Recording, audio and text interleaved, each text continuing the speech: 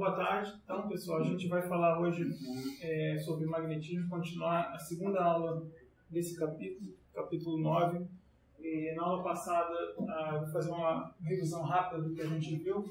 A gente viu como que o campo magnético altera alguns termos da newtoniana atômica, né? E discutimos especificamente como é que o campo magnético altera o termo de energia cinética, através da introdução do potencial vetor, e como ele introduz um termo devido ao espinho. Tá? E fazendo alguma álgebra com isso, a gente acabou mostrando que a newtoniana de perturbação ΔH devido ao campo magnético tem esses dois termos, um que é linear no campo B e outro que é quadrático em B. Inicialmente a gente viu o caso de sistemas com camada neutra com momento angular igual a zero. Pode ser a camada neutra, o J igual a zero, onde esse termo pode ser desprezado. E a gente viu que esse outro termo, que é proporcional a B ao quadrado, dava origem ao que a gente chamou de diamagnetismo, né? Que é uma magnetização contrária ao campo quando você aplica um campo. Tá? Que efetivamente faz com que o magneto seja repelido por um campo magnético. Tá? E que pode ser usado, por exemplo, para levitação magnética. Esse outro termo, que a gente não viu na aula passada, vai dar origem ao paramagnetismo, que é o que a gente vai começar a ver na aula de hoje. Tá bom? A gente também definiu duas quantidades importantes que a gente vai usar para analisar o magnetismo, né, em toda essa discussão, que são a magnetização, definida como uma derivada da energia livre com relação ao campo, menos 1 sobre V, é o momento magnético por unidade de volume médio, e a suscetibilidade, que é a derivada da magnetização com relação ao campo, vezes μ0. Tá? Então, esse é mais ou menos o que a gente viu na aula passada. Depois a gente viu as regras de Hund's também, que permitem, a partir de uma certa configuração eletrônica do átomo, permitem que a gente encontre os altos valores, os números quânticos L, S e J. Né? E basicamente foi isso aí na aula passada. Então, hoje a gente vai continuar e vamos começar a falar de paramagnetismo. Tem dois tipos de paramagnetismo que a gente vai falar na aula de hoje. Um é o paramagnetismo em isolantes e outro é o paramagnetismo em metais, tá? Que tem naturezas bem distintas. Tá? No paramagnetismo em isolantes, a gente supõe, de forma muito parecida com o que a gente fez na aula passada, a gente supõe que o sólido seja composto por um conjunto de íons magnéticos, né? Então eles vão ter um certo momento angular J não nulo, então eles vão sofrer a atuação desse primeiro termo, né? da newtoniana, mas que estão razoavelmente isolados uns dos outros, de modo que eu ainda possa considerar a resposta magnética do sólido como sendo a resposta desse conjunto de íons isolados. Tá? Então esse é o primeiro tipo de paramagnetismo que a gente vai ver, que é a seção 9.4, paramagnetismo em isolantes.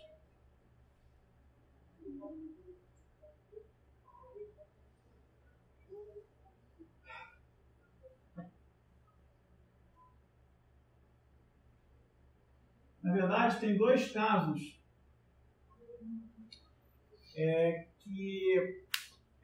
o caso J igual a zero e o caso J diferente de zero. Tá? A gente vai discutir mais o caso J diferente de zero, mas eu vou rapidamente falar sobre a situação J igual a zero.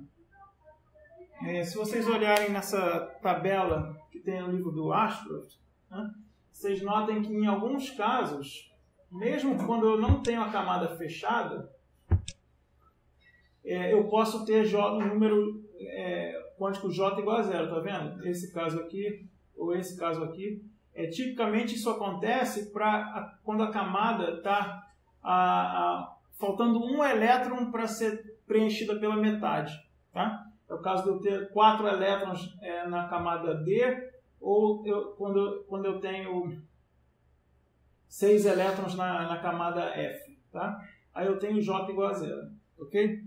Quando eu tenho J igual a zero, eu tenho um paramagnetismo mais fraco do que o que eu vou discutir mais para frente, que na verdade esse termo é nulo, mas eu vou ter um termo que vem, esse termo em primeira ordem de teoria de perturbação vai ser nulo, mas eu vou ter um outro termo que vem daqui em segunda ordem de teoria de perturbação. Tá? Eu não vou discutir isso porque dá origem a um efeito um pouco mais fraco, mas só para vocês saberem, isso é o que se chama de paramagnetismo de Van Vleck.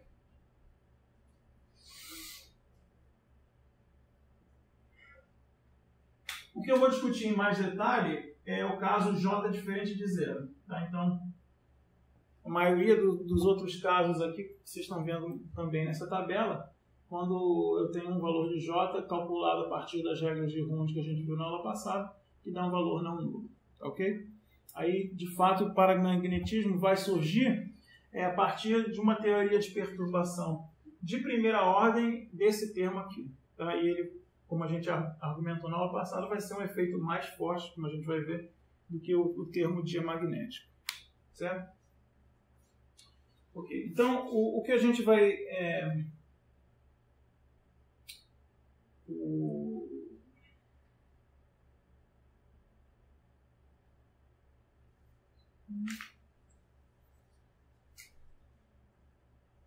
eu acho que aqui é MB, tá? Desculpa. MB. Um magnetão de Bohr, tá? O termo que a gente vai analisar, então, bom, quando eu tenho J igual a zero, todos aqueles valores de um certo J igual a zero, diferente de zero, eu tenho uma degenerescência igual a 2J mais 1 correspondente aos diferentes valores de JZ. Certo? Na ausência de campo magnético, isso é um conjunto de níveis que vai estar degenerado. Tá? Então, sem campo B, quando B igual a zero, eu tenho 2J mais 1 níveis degenerados. São os diferentes valores de JZ. Então, JZ indo de menos J até J em unidades de 1 a 1. Certo? O campo magnético, a gente vai ver, abrir essa degenerescência. Né? É o efeito Zeeman. Tá? Em algumas situações é chamado de efeito Zeeman anômalo, historicamente. Era chamado de efeito Zeeman anômalo porque inicialmente as pessoas investigaram o efeito Zeeman do momento angular orbital e quando se inclui spin chamou-se de efeito Zeeman anômalo. Mas é a mesma ideia do efeito Zeeman. Tá?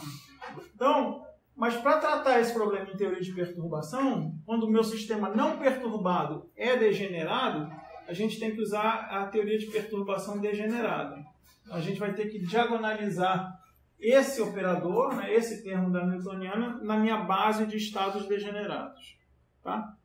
Então, em última análise, a gente vai ter que diagonalizar a seguinte matriz.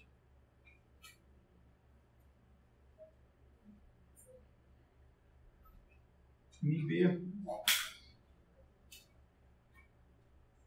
B. Eu já estou supondo também que o campo magnético está orientado na direção Z, tá bom? Como a gente fez na aula passada. Na verdade, essa expressão ela já supõe que o campo magnético está orientado na direção Z. Aqui poderia ser B, LZ, SZ, né? Também por conta disso. Tá? E... também. Na aula passada a gente também argumentou que JZ, L, LZ, S, SZ eram bons números quânticos nessa suposição que o acoplamento spin-órbita era fraco. Tá? Então eu não vou escrever todos esses números quânticos, mas eu vou designar os meus estados quânticos por J, L, S e JZ. Tá? Já vai ficar claro por quê. E aqui é a newtoniana, LZ mais G0SZ, e o outro elemento de matriz correspondendo a um outro estado qualquer designado pelos números quânticos J', L', S' e JZ'. Então, aquele A ali do campo magnético o potencial vetor do campo magnético. Beleza.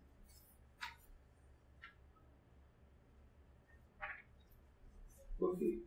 Aí eu vou usar um resultado que eu não sei se vocês viram ou em física atômica ou em mecânica quântica 2, que é o teorema de Wigner-Eckert. Vocês já viram? Tá? coeficiente de Clebsch-Gorlin, vocês já viram?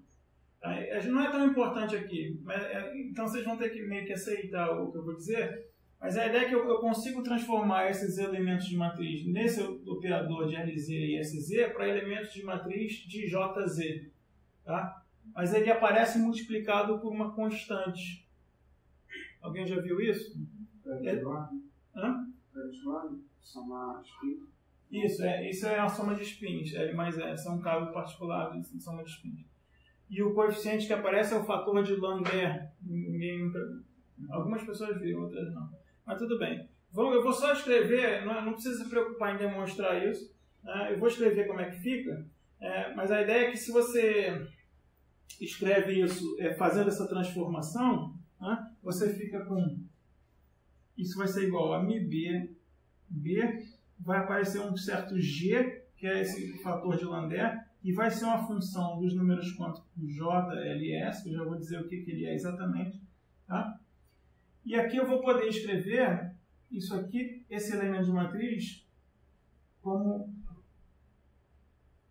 um elemento de matriz do operador JZ. Tá? Então aqui é o operador JZ, J', L', S', JZ.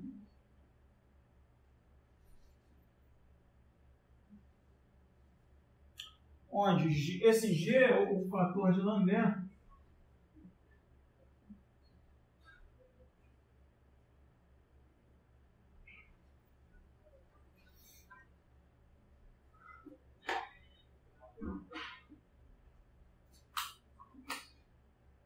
G de J, L e S é 1 mais J mais 1 mais S mais 1 menos L mais 1 sobre 2 vezes J mais 1. Tá? Bom, enfim, talvez algumas pessoas possam ter visto isso ou outras não. Mas não importa muito. É um número e é um número que vai depender do termo do átomo. Né? Então, voltando a essa tabela aqui, dado um certo átomo com um certo termo, com valores bem determinados de S, L e J, eu posso jogar nessa fórmula e calcular esse fator de Lander. Que essencialmente vai te dar a força do efeito. Né? Ele vai ser um fator multiplicativo no campo magnético. Né? O sistema vai responder mais ou fortemente ou mais fracamente ao campo magnético, dependendo da magnitude desse fator de Lander. Tá ok? Beleza. Bom, feito isso, aí esse elemento de matriz fica simples, né? Porque... Oi? Eu acho que perdi no começo, vai ser uma coisa que eu tinha falado. É porque ele está quebrando o campo é zero. Não, inicialmente o campo é zero, desculpa. Aí, quando eu atuo com uma perturbação... Tá? Esse é o caso que é fraco, então. Isso, agora eu estou considerando perturbação, isso é perturbação de primeira ordem degenerada, desse termo aqui. Tá? Que é o efeito Zeeman-Normal. Exato, vai dar origem ao efeito Zeeman-Normal. Entendi, porque tem um campo fraco e um campo forte. Não, estou considerando o caso de campo fraco. Tá? Esse G é para dar a força do efeito Zeeman. Matematicamente ele aparece quando você faz essa transformação desses operadores nesse outro operador. Aí aparece um termo multiplicativo aqui, tá?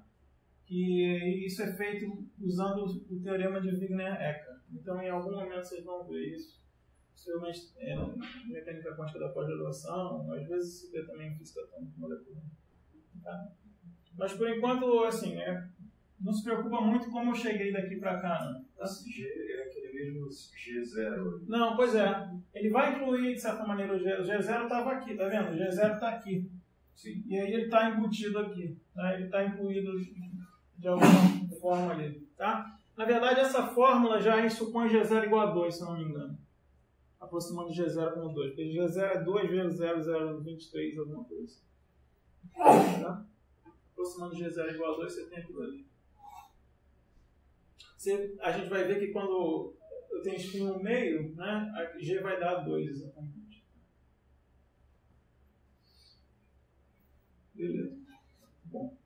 Bom, então, o que é legal é que agora essa hamiltoniana fica diagonal nessa base, né? Quando eu tenho um termo que tem um número quântico JZ' e outro JZ, e o operador é JZ, só vai ser não nulo quando JZ for igual a JZ', certo?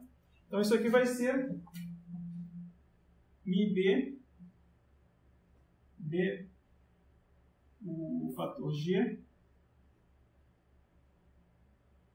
E aqui fica simplesmente agora não o operador, mas o número quântico JZ vezes um delta de JZ'. A matriz fica diagonal. Assim. Então, os elementos da diagonal já vão ser os próprios autovalores da matriz. Certo? Bom, e aí eu já tenho a resposta, né? Porque se os autovalores de energia são isso aqui para cada valor de JZ, e os JZs variam desde menos J até J, né? O que acontece é, como eu falei, como vocês já estão acostumados no caso do efeito Zeeman, né? Então, eu tenho aqui 2J mais 1 estados degenerados para B igual a 0, que quando eu aplico o campo, né, esses níveis se abrem, né, de um modo que aqui, por exemplo, o menor valor corresponde a JZ igual a menos J, né? E aí eu vou subindo em unidades de 1, né? Até o caso JZ igual a J aqui. Ok? E o espaçamento entre os níveis vai depender da magnitude do campo magnético. Então, esse espaçamento entre os níveis é só você ver dessa expressão, né? É isso aqui, μB, posso chamar ΔE talvez? ΔE é igual a μB, BG.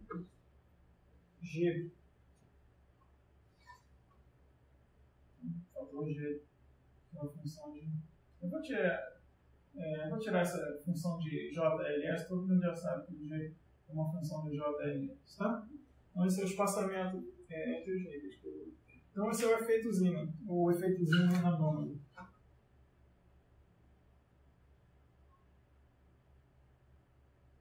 Um átomo de muitos elétrons.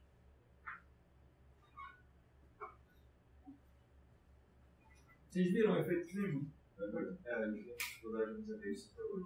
Vocês devem ter visto o átomo de hidrogênio, talvez, né? Não sei. A gente viu no átomo 3. A gente inventou. Não passou dessa. Explicar melhor. Isso é degenerescência quando eu digo o que é isso? Bom, eu tenho aqui um multipleto, né? Quando eu tenho um momento angular J, né? Pode ser o momento angular, o spin total, ou spin orbital, ou spin S, em qualquer caso, né? Então, os valores da componente Z do momento angular, pensa no L e M do átomo de hidrogênio, tá? Que é mais fácil, né? Quando eu tenho L igual a 1, por exemplo, né, eu tenho o estado P. Aí eu tenho 3 valores de M, que são menos 1, 0 e 1. Tá? Na ausência de um campo magnético, até pela isotropia do espaço, né, que eles correspondem talvez a Px, Py e Pz. Né? Você pode fazer uma transformação de base para que eles sejam Px, Py e Pz. Eles têm a mesma energia, eles são degenerados. Tem 3 estados. Tem 3 estados degenerados. Quando eu aplico um campo magnético, esses 3 estados eles abrem. Né? E, enfim, exatamente por causa desse efeito aqui. Porque fisicamente você pode entender dessa forma.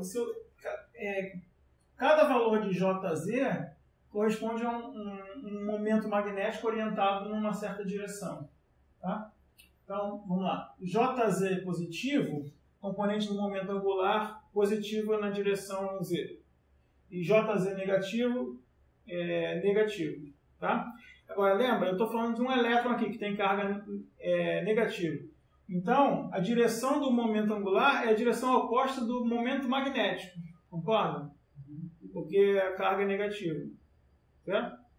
Então, JZ positivo corresponde ao momento angular é naquela direção, mas como o elétron tem carga negativa, um momento magnético nessa direção.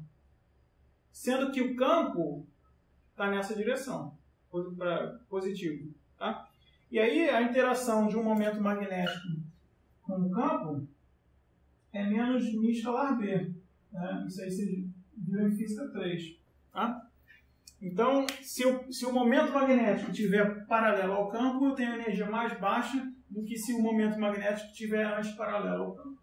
Tá? Então, em última análise, isso explica por que a energia vai depender, enfim, do valor da componente Z do momento angular. São cinco estados. Não, eu desenhei 5 aqui, assim, da minha cabeça. Né? Eu escolhi J igual a 2 aqui só para fazer o desenho. Mas aqui são 2J mais 1 níveis. Entendeu? Sei lá, se J fosse igual a 1, seriam 3 níveis. Tá? Então, esse desenho específico que eu fiz, sei lá, corresponde a J igual a 2. Mas foi só um exemplo que eu escolhi para fazer o desenho. Tá? Para cada coordenada, no caso de J.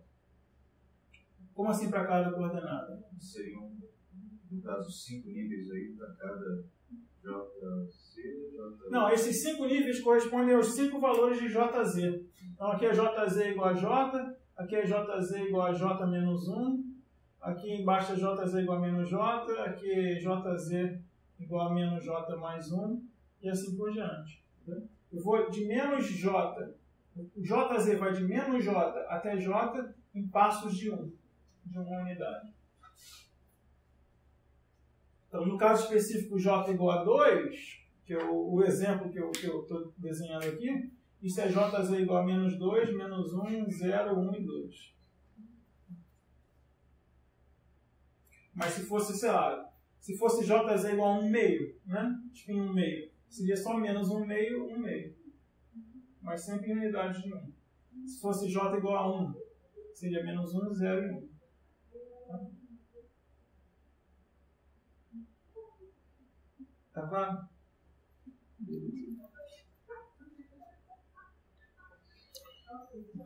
Então é isso. Bom, então esses são os diferentes níveis, né? O que agora a gente vai querer fazer para calcular essas quantidades que nos são interessantes, que é a magnetização e a suscetibilidade, o que vai ser interessante é ver como elas dependem da temperatura.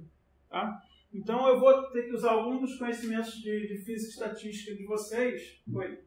Aquele F na magnetização que energia livre de Helmholtz? Isso. Exatamente, é isso que eu vou precisar calcular, a energia livre de Helmholtz. Tá? Inicialmente eu vou calcular, para obter a energia livre de Helmholtz, a função de partição. Vocês devem ter visto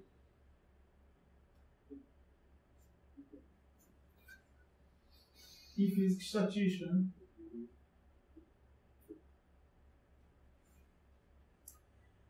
E eu vou calcular a função de partição para um átomo. E aí depois, sabendo que isso aqui é uma coleção de átomos isolados, a função de partição para N átomos, vocês lembram como é que eu obtenho? Para sistemas não interagentes? É só elevado a N. Soma todos os pesos de Boltz. Isso, vai ser a função de partição de um átomo elevado a N.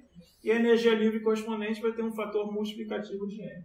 Então, o que eu estou calculando aqui é a função de onda, é a função de partição de um átomo. Tá? Então, como você falou, a soma de todos os fatores de Boltzmann. Tá? Então,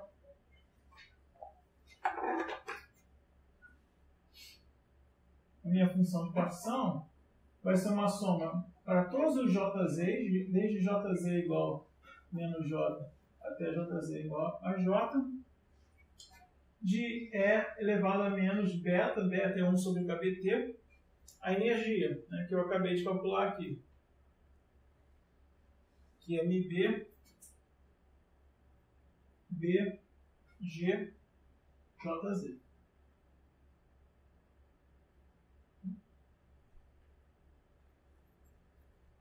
Essa é a função de partição,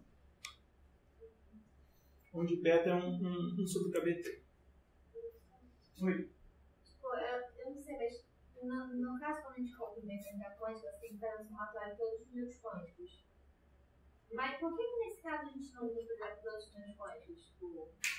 O S, o L, o G depende de LS. Teria também somar todas as possibilidades? Não, porque você tem. O que eu somo são pelas diferentes energias. Cada um desses níveis. São o é S, o L e o J. Eu estou entendendo o seu comentário. Se cada um desses níveis não fosse ainda tivesse uma certa degenerescência aqui.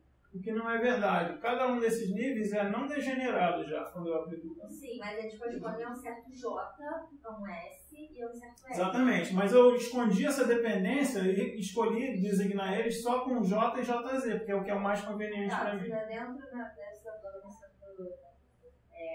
perdendo essa degenerescência, você está considerando um meio fixo S. Aqui eu tenho essa dependência em LZ e JZ, etc. Depois que eu aplico a perturbação dessa forma, o que eu acabei de mostrar para vocês é que eu tenho um sistema de níveis não degenerado, cada um deles correspondendo a um certo valor de JZ. E aí a única coisa que eu preciso para designar a energia, que é o que entra aqui, é o valor de JZ. E o G você fixa o L e o S. O G ele já é calculado lá no início quando eu escolher. Eu vou calcular o íon, sei lá, de gadolínio. Tá? Aí ele vai ter um certo J, um certo S, um certo L que eu uso para calcular. Entendi. Isso está fixo desde o início. Né? É o termo atômico que a gente viu pelas regras de Hund como calcular esses valores de J, L e S. Mas se você tivesse muitos átomos, cada um poderia estar com J diferente? Aí complica. Se eu tiver mais no meu cristal, mais de um átomo de espécies atômicas diferentes, o que pode acontecer, e acontece de fato, a coisa é muito mais complicada. Então, eu já não estou tratando desse caso aqui. Eu estou tratando de um sistema que possa ser descrito por uma coleção de átomos, todos eles idênticos. Tá? Esses átomos forem idênticos, está todo no mesmo J, né? Isso, todos eles vão ter o mesmo J, mas eles podem estar em estados quânticos diferentes, dependendo da temperatura. E é isso que eu vou levar em conta quando eu calcular a função de partição. Ele pode ter JZ diferentes. Legal. Tá, eu vou... Dá para resolver isso analiticamente, né, no caso geral, mas eu vou, antes disso, fazer um caso mais simples, um exemplo, que eu vou considerar o caso de espinho meio. Talvez vocês já devem até ter visto em física e estatística, porque é o caso mais simples que as pessoas... Vamos considerar J igual a meio, né? E S igual a meio, e L igual a zero. Tá? Então seria o caso de um elétron com espinho meio, por exemplo, com um L igual a zero. Tá? Então, primeira coisa, nesse exemplo, quanto vale G? 2. Já falei isso, né? Mas é 2. É só você botar aqui, ó, substituir L igual a zero aqui, esse termo morre, o termo de cima fica igual ao de baixo, né? E fica igual a 1, então 1 mais 1, 2. Então G é igual a 2 nesse caso. Certo? G é igual a 2 e a minha função de partição vai ser uma soma de quantos termos agora? 2. Só 2 termos, né? Um termo correspondente a menos 1,5 e outro mais 1,5. Tá? São os dois valores de MS, né? O número de spin mais 1,5 e spin menos 1,5. Tá? Então eu posso escrever essas... Não, é MS, MJ... JZ. Tá? Então JZ menos 1,5 ou mais 1,5. E isso eu posso escrever com G igual a 2 aqui. Então vai ficar E elevado a menos beta mi B. Aí o 2 do G cancela com 1,5 do JZ e fica simplesmente isso. Beta mi B. E o outro termo é elevado a menos beta mi B. A minha função de partição fica com essa cara simples. E é o quê? 2 vezes o cosseno hiperbólico. Né? Cosseno hiperbólico de beta mi B.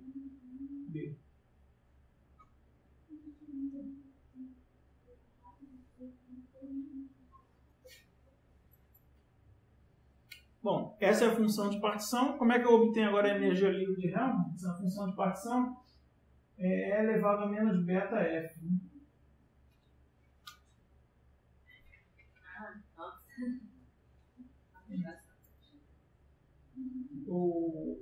Enfim, então F é igual a menos 1 sobre beta, o log de Z, né?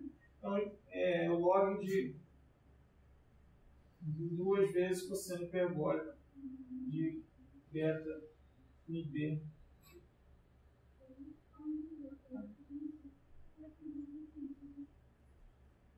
Eu tenho já explicitamente a energia livre. E agora então eu posso obter a magnetização. A magnetização vai ser menos 1 sobre V, a derivada disso com relação ao campo. Então agora isso é para um átomo, né? Se eu tenho agora um sistema de N átomos idênticos, aí a energia livre vai ser N vezes isso daí, tá? Então para N átomos,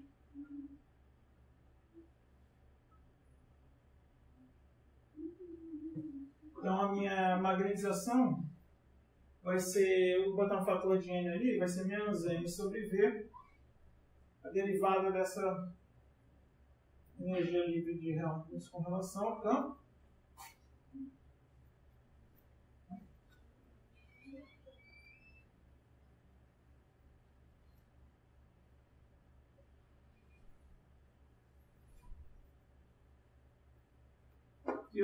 Como é um cosseno hiperbólico, é fácil tomar a derivada.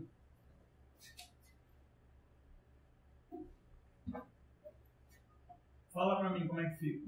M menos N sobre V. Bom, tem o Ln, então fica 2 cosseno hiperbólico aqui embaixo, né? E aí eu derivo o cosseno hiperbólico, fica seno hiperbólico, 2 seno hiperbólico aqui em cima, né? E o argumento que é beta MB, né? Então, desculpa, faltou um fator menos 1 sobre beta, então esse sinal menos vai embora, tem um beta aqui, e aqui tem um beta MB, certo? Então o beta cancela, então a magnetização é um sistema de N átomos, é N sobre V, a densidade, vezes MB, o magnetron de Bohr, e aqui fica a tangente hiperbólica de beta MB, ou, deixando explicitamente como função da temperatura, MBB sobre KBT.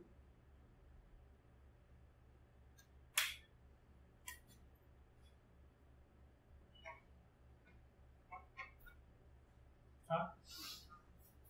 Então, esse é a magnetização como função do campo magnético e da temperatura de uma coleção de spins ao meio. Tá? Vocês viram isso em física estatística? É um exemplozinho clássico em física estatística, talvez vocês já tenham visto. Tá bom? Então, beleza. Vamos fazer um gráfico disso aqui. Bom, a tangente hiperbólica. E vou fazer esse gráfico como função do argumento da tangente hiperbólica, tá? Como função, no caso de MB, B sobre KBT. E aqui a minha magnetização. Tá? Minha magnetização para campo zero, ela é zero. E aí ela vai aumentando linearmente no início, né? Porque a tangente hiperbólica, quando o argumento é pequeno, é uma coisa aproximadamente linear. Mas depois ela satura, né? A tangente hiperbólica tem essa cara, o valor máximo dela é igual a 1. Tá? Então ela satura para campos altos, campos magnéticos altos, quando a tangente hiperbólica for igual a 1, então eu vou ter o que a gente chama de magnetização de saturação, tá? Que é o valor máximo da magnetização, que vai ser N sobre NMB sobre V.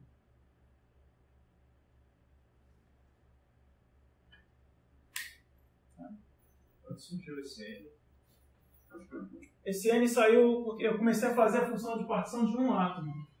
Aí ele surgiu quando eu coloquei que agora eu estou considerando um sólido com N átomos. Tá? Bom, tem muita física que a gente pode extrair desse resultado aqui. Vamos começar com o... Bom, de maneira geral, vocês reparam então que a magnetização vai ser determinada por uma competição de dois efeitos. Uma energia magnética, que é μBB, que depende do campo magnético aplicado, né? Que essencialmente tem a ver com o espaçamento desses níveis. E uma energia térmica, que é kBT.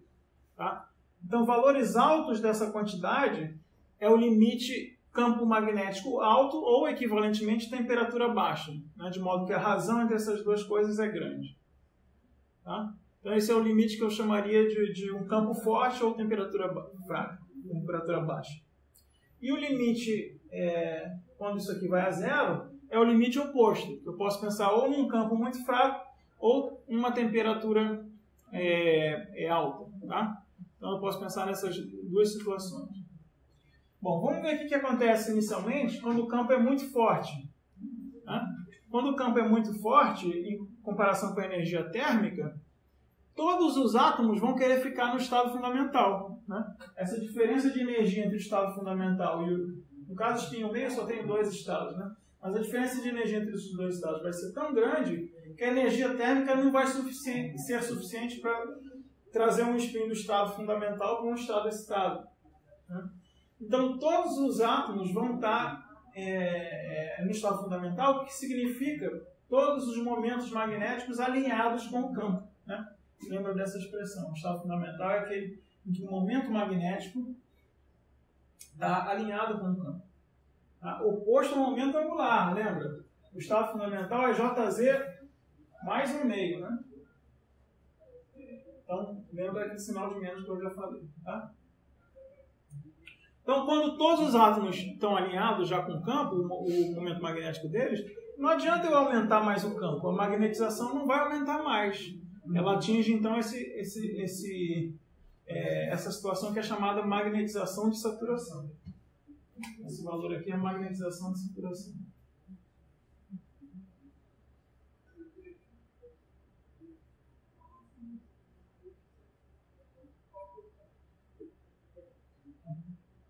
Agora, enfim, à medida que eu vou, então, diminuindo o campo, ou, em outras palavras, aumentando a temperatura, aí eu vou poder flipar os spins. Né? Os spins vão começar a ficar desordenados, nem todos vão mais estar numa situação alinhadas com o campo, até que eu chegar no limite extremo, que é uma temperatura infinita, ou um campo quase zero, a orientação deles vai ser aleatória. Eles vão poder ocupar de forma indistinta todos esses estados.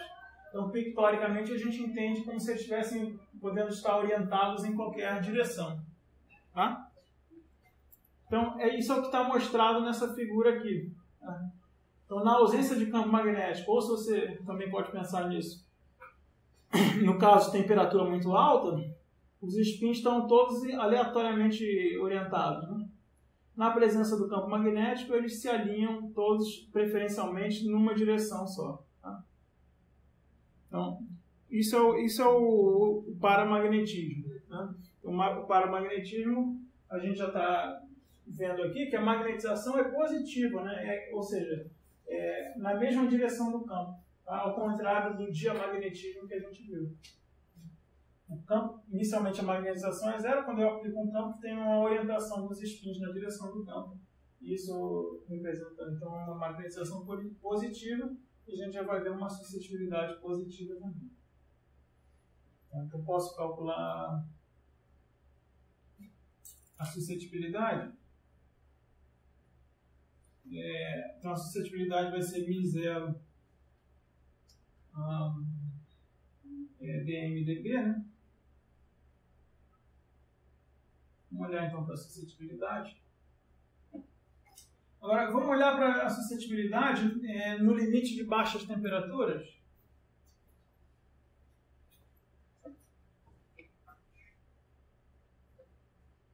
Desculpa, no limite de altas temperaturas ou baixos campos. Tá? Quando o argumento é zero. Né?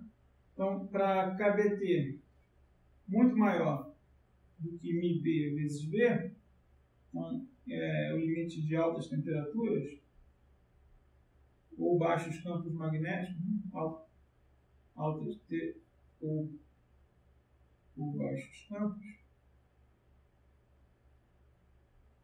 A tangente hiperbólica pode ser aproximada como o quê?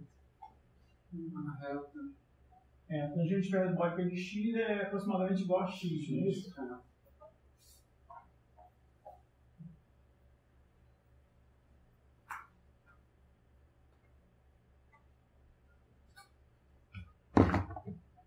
Então, nesse limite, a tangente hiperbólica de x é aproximadamente igual a x, então a magnetização fica sendo N sobre V, μB, é simplesmente μB, B sobre kBt. Então, a suscetibilidade é μ0 dm dB vai ser igual a μ0, só o B some, né? Então μ0 N sobre V é MB ao quadrado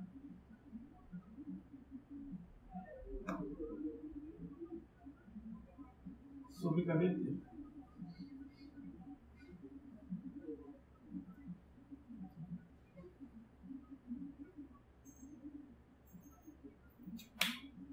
Ou seja, a temperaturas altas, a suscetibilidade depende da temperatura na forma de 1 sobre T, proporcional a 1 sobre T. Essa é a famosa lei de Curie do paramagnetismo.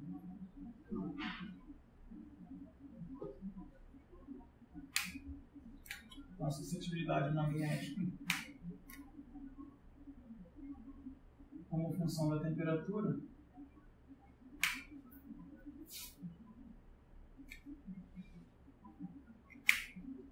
ela cai com 1 sobre T.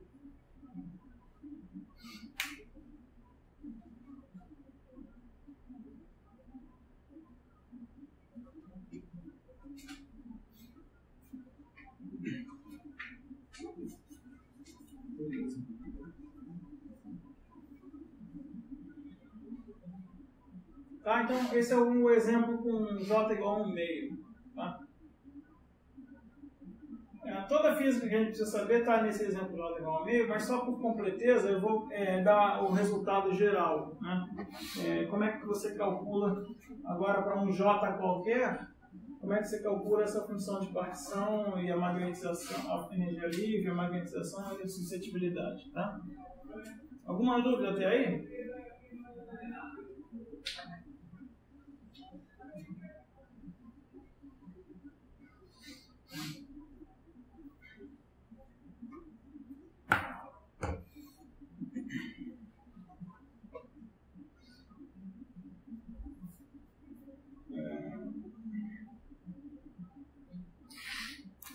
Então vamos lá. Para um J qualquer,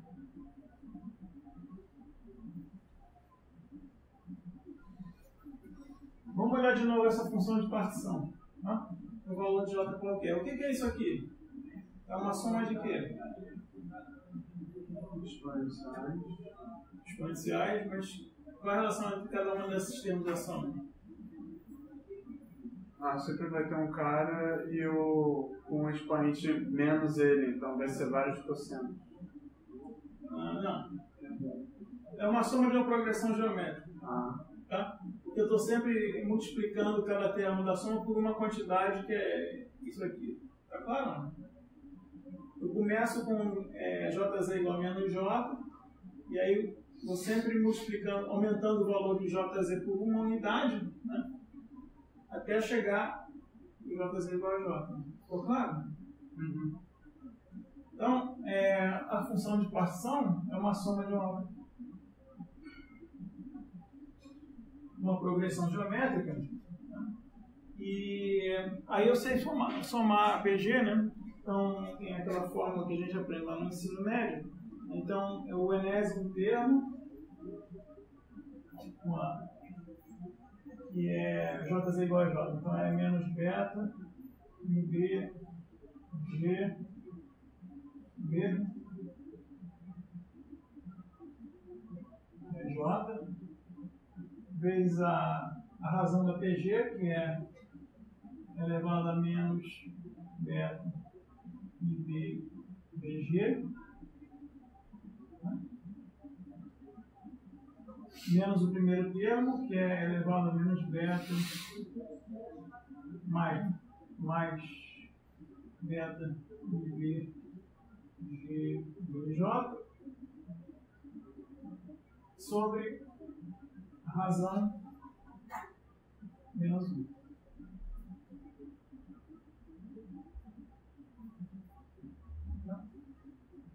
Tá certinho, né? Ok? E aí o resto é só álgebra, tá? Então eu vou pular essa parte chata da álgebra, mas enfim, isso já tem uma expressão analítica para Z. Faço isso aqui para achar a função, a energia livre de Helmholtz, e tomo as derivadas para achar a magnetização. Eu só vou colocar o resultado, tá? Os resultados só ficam um pouco mais complicados, mas a física permanece a mesma, que é aquela que eu escrevi no caso de espinho meio, tá? Então, eu vou escrever o resultado para a magnetização. A magnetização, então depois de alguma álgebra,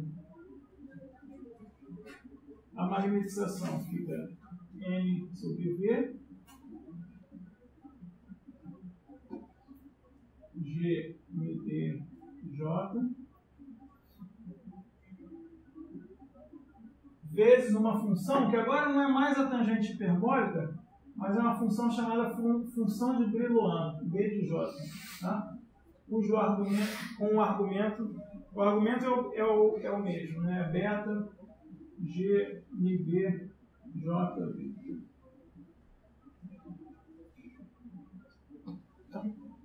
Onde essa função B de J é chamada função de Brillouin.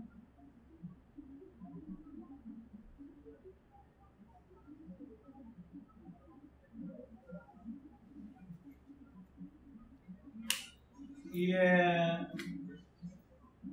explicitamente é escrita dessa forma. BJ de x é 2J mais 1 sobre J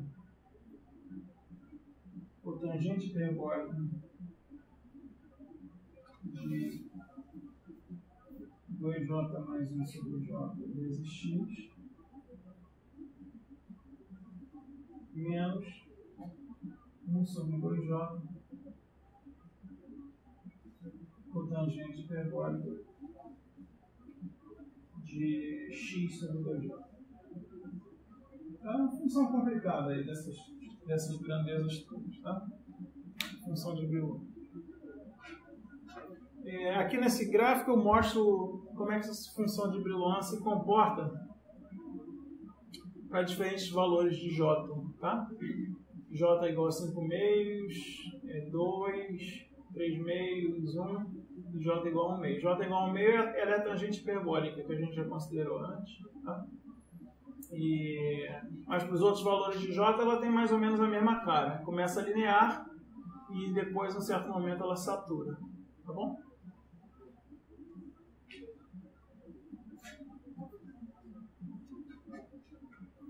E aí na apostila também está o limite da função de Brillouin, que pode ser obtido a partir do limite da cotangente hiperbólica quando o argumento é pequeno, né?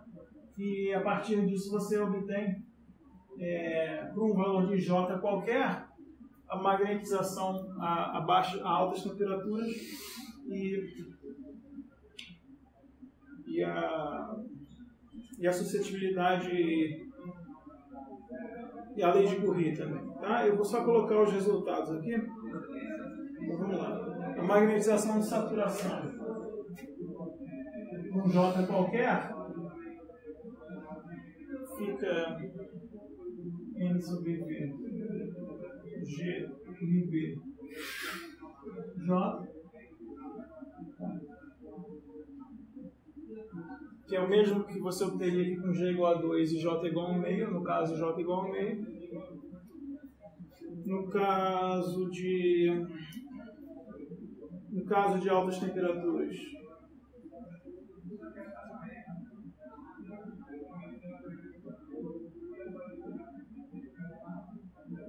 ou baixos campos, tá? Está implícito aqui, baixas temperaturas comparadas ao campo, ao MBB.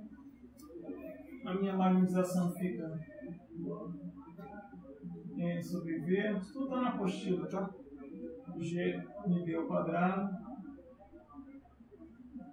J vezes J mais 1 sobre 3 KBT vezes B. E a suscetibilidade eu não vou escrever, é só a derivada, é só sobre B aqui e boto o μ0 na frente, tá? Mais uma vez eu recupero a lei de Curie. A suscetibilidade proporcional a 1 sobre a temperatura, tá? Mas foi só para, por completeza, colocar para vocês aí os resultados. No caso mais geral, tá? Um certo valor de J, tá? E com isso a gente termina essa discussão do paramagnetismo em isolantes. Alguma dúvida aí? Enquanto? Beleza. Então agora vamos discutir o paramagnetismo em sistemas metálicos, né? Então, o chamado paramagnetismo de Pauli em metais, seção 9.5.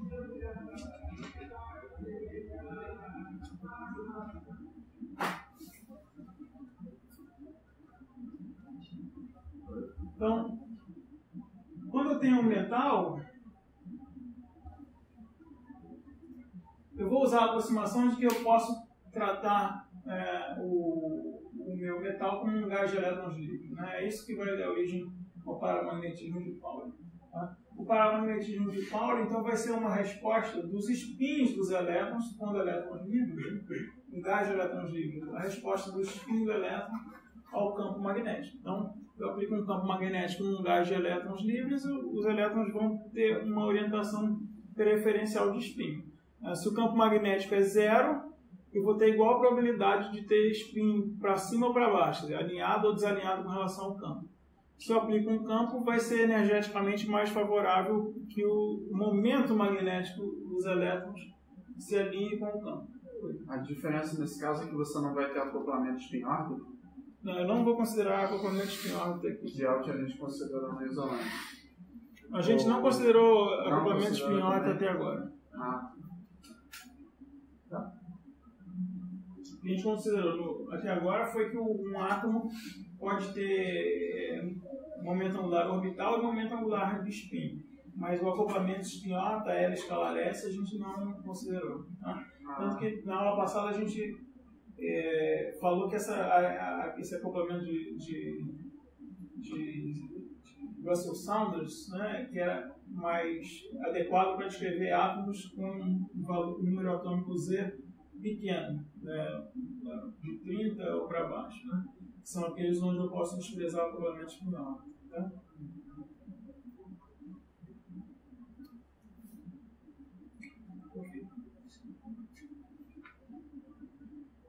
Então, eu vou fazer essa discussão do paramagnetismo de Pauli de uma maneira pictórica, fazendo um desenho. Eu vou desenhar aqui a densidade de estados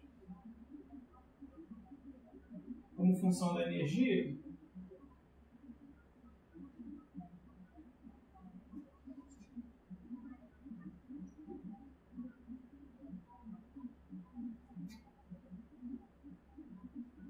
Mas eu vou desenhar dois casos. Né?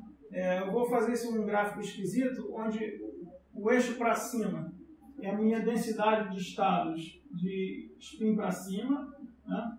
Ou seja, SZ é igual a mais 1,5, e o eixo para baixo é a densidade de estados de spin para baixo, V-. Tá? E eu sei que a densidade de estados total vai ser a soma da densidade de estados de spin para cima mais a densidade de estados de spin para baixo, por uma dada energia. E não precisam ser necessariamente iguais. Elas vão ser iguais, como eu falei, quando o campo magnético for zero. Não tem razão para ser diferente. Tá? Mas quando o campo magnético for diferente de zero, não. Tá? Então, vou primeiro desenhar o caso, o campo magnético igual a zero. Tá? Então, a densidade, lembra, a densidade de estados em 3 dimensões para o gás de elétrons livres é aquela coisa meio tipo, vai como raiz quadrada, né? Uma parábola deitada. Então é uma coisa meio assim. Isso seria a densidade de estados para elétrons com spin para cima. Isso aqui seria a densidade de estados para elétrons com spin para baixo. Tá? E não é que ela é negativa, né? Só que eu orientei meu eixo para baixo para ficar mais claro. E aí, inicialmente, o meu nível de Fermi está aqui. Essa aqui é a energia de Fermi. De modo que eu tenho esses estados aqui, todos ocupados com elétrons, né? E os estados com energia acima do nível de Fermi desocupados, sem nenhum elétron. Tá? Essa situação corresponde ao caso B igual a zero, que eu desenhei em vermelho aqui. Tá? E aí você vê claramente que a densidade, o número de elétrons, né? O número de elétrons com spin para cima é igual ao número de elétrons com spin para baixo. Por quê? O que é o número de elétrons? É uma integral da densidade de estados, né? Como função da energia, eu integro a densidade de estados e acho o número de elétrons. Tá? Beleza. Agora vamos pensar o que acontece quando eu aplico o campo magnético. É exatamente o mesmo que eu discuti com o átomo, né? Só que com o elétron. É como um efeitozinho. Né? Eu vou ter as duas orientações de spin, agora vão ter dois valores de energia diferentes. Né?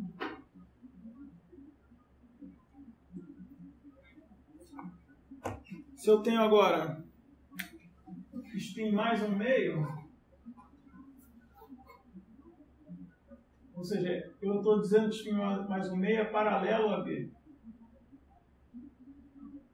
Tá? Supondo que meu campo B está na direção Z positiva. Tá? A energia do elétron, ela vai virar a energia do elétron mais μBB.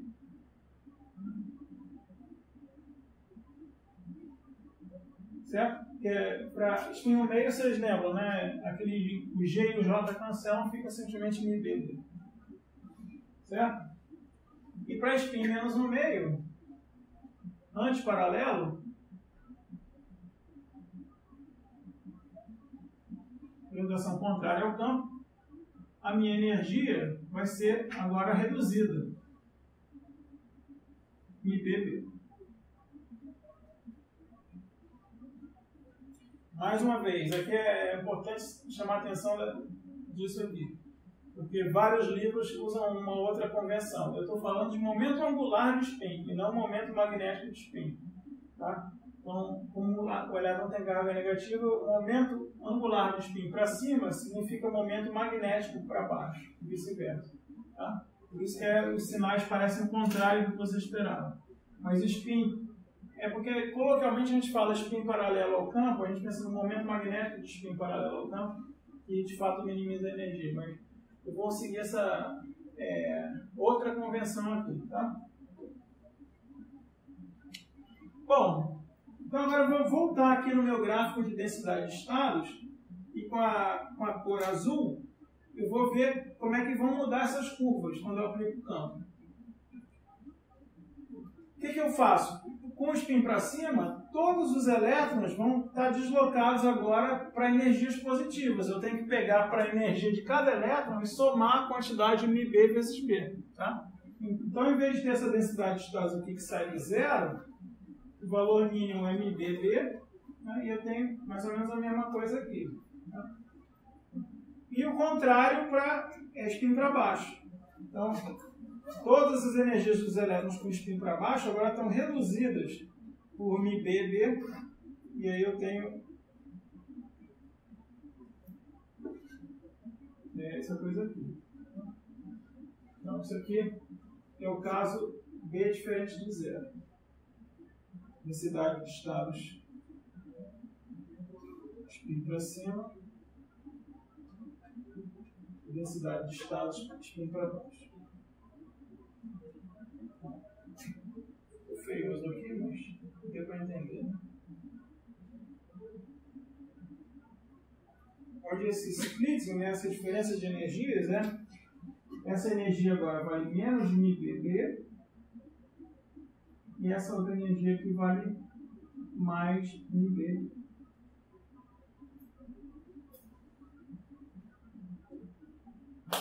Tá claro isso? Bom,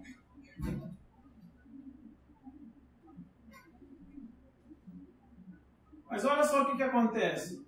Se eu deslocar todos esses elétrons para cá, por MB, né, e não fizer mais nada, né, eu vou ocupar com elétrons até uma certa energia.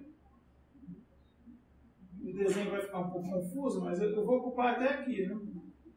Não vou achurar aqui para não ficar confuso. E se eu deslocar para energias negativas todos os elétrons com spin para baixo, os níveis ocupados que antes estavam aqui no nível de Fermi vão estar aqui. Certo? É quase como se eu tivesse dois níveis de Fermi diferentes, né? Um com spin para cima e outro com spin para baixo. Mas isso não é possível, né? Essa situação não é que minimiza a energia. Né? Para minimizar a energia, o que eu faço? O que acontece? Né? Esses elétrons que vieram para cima do nível de Fermi, que estão com o spin para cima, eles flipam de spin. Eles vêm para ocupar esses estados aqui, que aí ficam desocupados. Então, essa quantidade de elétrons aqui, eu vou chamar de N para cima, que seria o número de elétrons, né? Essa área que é o número de elétrons que passou da energia de Fermi, tá? Por causa da aplicação do campo. Aumentou a energia acima da energia de Fermi. Tá? Eles vão ser convertidos em spin para baixo. São esses aqui. Eu não vou usar essa anotação aqui. Eu vou só... Isso aí é uma outra... N para cima e N para baixo. Eu vou usar como o número total de elétrons com spin para cima e spin para baixo. Eu só queria saber se todo mundo entendeu a ideia. Está claro isso? Eu desloquei em energia, aumentei a energia desses caras e diminuí desses. Se eu mantiver o mesmo número de elétrons com spin para cima e spin para baixo, não é vantajoso para a minha energia. É mais vantajoso eu pegar alguns elétrons com spin para cima e flipar o spin dele, botar spin para baixo. Porque aí eu reduzo a energia do sistema como um todo. Tá? Pego esses elétrons que têm muita energia e jogo para energia um pouco mais baixa. Tá? Mas a faixa rachurada ali no D para baixo não vai ser maior do que a área rachurada no D para cima? O meu desenho está esquisito, mas o meu desenho está esquisito, mas o que tem que acontecer é que o número de elétrons total se conserva. Então, o número de elétrons que está aqui, ele vem para cá. Entendeu? Vai ter algum efeito, alguma comunicação entre os elétrons acima daquele nível, de cima e abaixo daquele nível, de baixo? Não é uma comunicação, porque eu não estou supondo que os elétrons interagem entre si, entendeu? Eu simplesmente o elétron que ficou com um momento magnético oposto ao campo, ele vai estar com uma energia alta, e ele vai, em algum momento, entre aspas, perceber que é melhor ele flipar o spin para baixo. Ele vai flipar se tiver estados quânticos disponíveis para ele aqui. Então, aplicando o princípio de exclusão de Fermi, eu não vou poder flipar todos os spins. Né? Só alguns até preencher de modo que o nível de Fermi fique igual para spins para cima e spin para baixo. É isso que eu tenho que garantir. A situação que minimiza a energia é eu ter um único nível de Fermi, um único potencial químico para todos os elétrons. Entendeu? Mas isso tem alguma analogia com a banda de condução da equivalência? Não, aqui não tem. Vai tentar voltar para o nível B igual a zero, vai fazer um campo oposto? Não, o campo eu estou falando que B é o campo externo, um campo aplicado. Né? Ele tem um certo valor fixo. O que vai acontecer é uma magnetização, que a gente já vai ver. Né? Então, uma magnetização que antes, para campo zero, era nula, e agora ela vai ser não nula, de modo que o número de elétrons com spin para baixo vai ser maior do que o número de elétrons com spin para cima. Essa diferença que vai ser proporcional à magnetização do meu gás de elétrons. Então eu vou polarizar magneticamente o meu gás de elétron. O oposto ao oposto. Assim, o oposto se você pensar num momento angular. Né? Na mesma direção se você pensar em momento magnético. Tá? Porque um é o oposto do outro. É só porque eu enfatizo isso porque isso dá confusão. Esse na área rachurada a gente tem um momento magnético, um momento de spin. Spin para cima, momento angular para cima, paralelo ao campo. Tá? Estou supondo que o meu campo B está aqui, na direção positiva do eixo Z. Tá?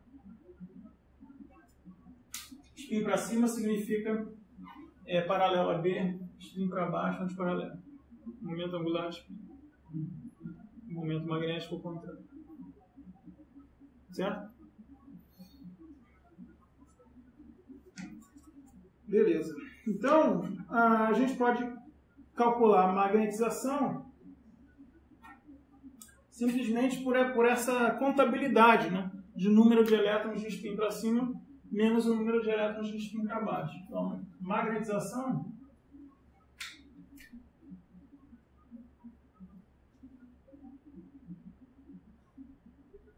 é o momento magnético por unidade de volume. Então, uma outra maneira de calcular, sem ser por derivada de energia livre, mas usando essa própria definição, né, simplesmente cada elétron tem um momentozinho magnético MB, e eu subtraio o número de elétrons com spin para baixo menos o número de elétrons com spin para cima, e divido por V, porque é por unidade de volume. Isso é uma outra maneira de eu definir a magnetização. Bom, agora vamos lá. Eu vou tentar graficamente calcular essa diferença aqui de número de elétrons de spin para cima e para baixo.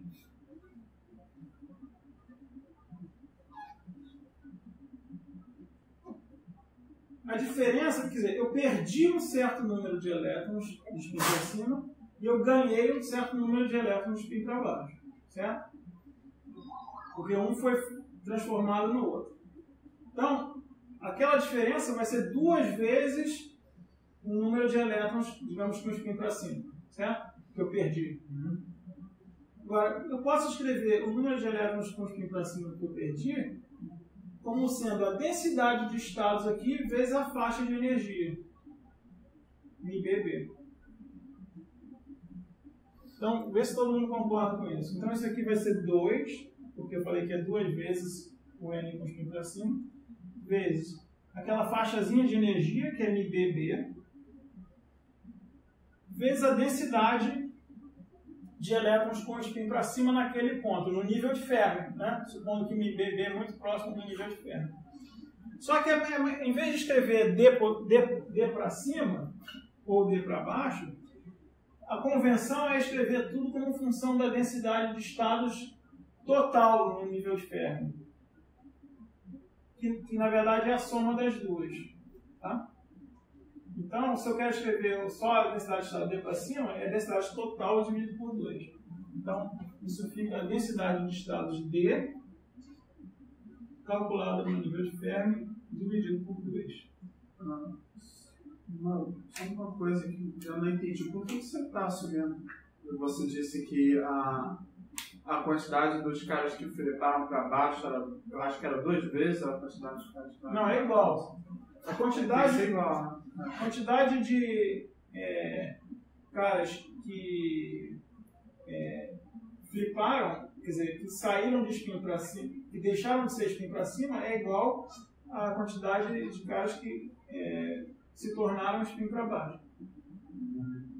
De modo que a diferença, um menos o outro, é igual a 2 vezes essa quantidade. Ah, Tá?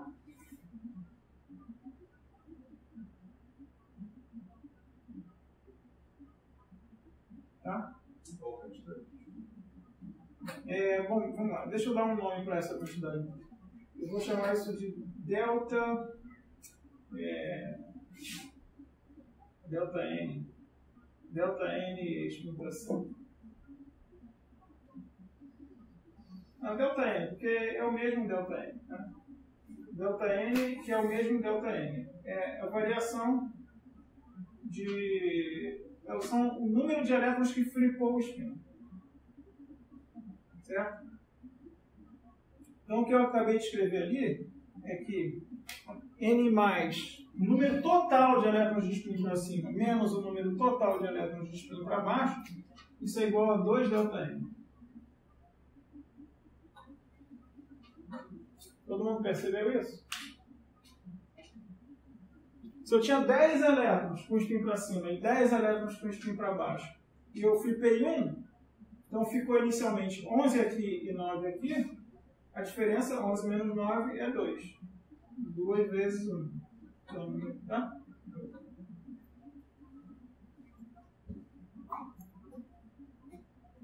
Então, beleza. Então, isso então é o 2 cancela, μB ao quadrado sobre V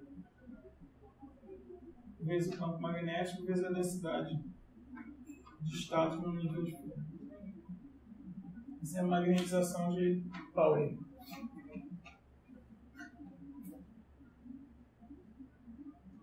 E a suscetibilidade é derivada com relação ao campo. Vai ser então independente da temperatura. Então a suscetibilidade de Pauli I0 μB ao quadrado sobre V D de F. Então repara, suscetibilidade positiva significa paramagnetismo nesse caso. Pode significar ferromagnetismo, mas a gente ainda não falou de ferromagnetismo. Tá? Mas é paramagnetismo. Enquanto que suscetibilidade negativa, que a gente viu na aula passada, é diamagnetismo. Então os elétrons livres, eles têm um paramagnetismo diferente em natureza do que eu descrevi para os átomos, que é conhecido como paramagnetismo de Pauli. Tá?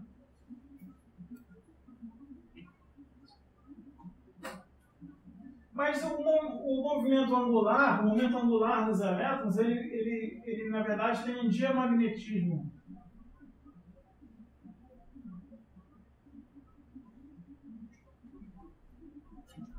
Então a descrição é feita em termos de grau de liberdade do spin. Não vou falar em detalhe aqui, mas só para mencionar para vocês que se eu considerar o grau de liberdade do momento angular orbital, o gás de elétrons também tem uma suscetibilidade que é diamagnética. Né? Os elétrons vão responder no sentido de se opor, né? como o diamagnetismo de Larmor que a gente viu na aula passada, né? De se opor à variação do fluxo. Né? Isso é conhecido como diamagnetismo de Landau. É um outro tipo de resposta magnética que eu vou só mencionar para vocês. Então vocês veem que tem vários tipos de resposta magnética e às vezes é até complicado você separar uma da outra. Mas o diamagnetismo de Landau, ele é devido à componente orbital do momento angular dos elétrons.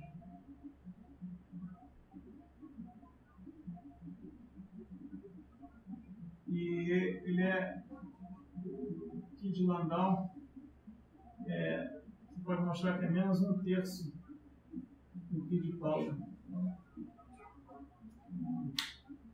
A gente não vai fazer isso nesse curso, mas só por completeza, vou falar um pouco disso. E aqui nessa figura, eu mostro alguns tipos de suscetibilidade magnética que a gente estudou até agora. Tá? Então, aqui a suscetibilidade negativa é a resposta diamagnética, o diamagnetismo que a gente estudou na aula passada. A gente não viu nenhuma dependência com a temperatura significativa ali. E aqui eu tenho a magnitude do paramagnetismo de Pauli em metais, que é um pouco menor do que o paramagnetismo de Van Vleck, que é para íons com um J igual a 0. e bem menor do que o paramagnetismo de isolante, que está escrito aqui como paramagnetismo de Langevin, que é essa suscetibilidade magnética que vai com 1 sobre T, né, lei de Curie. Tá? Então, são esses tipos de resposta magnética que a gente já viu até agora. E aqui num outro tipo de gráfico, mostrando essa suscetibilidade magnética, já estudamos isso, ó, materiais diamagnéticos, materiais antiferromagnéticos a gente não viu ainda, paramagnéticos aqui, e a gente também não viu, vamos ver a partir da aula que vem, os materiais ferromagnéticos, e na penúltima aula do curso a gente vai ver os supercondutores, que são chamados diamagnéticos perfeitos, né?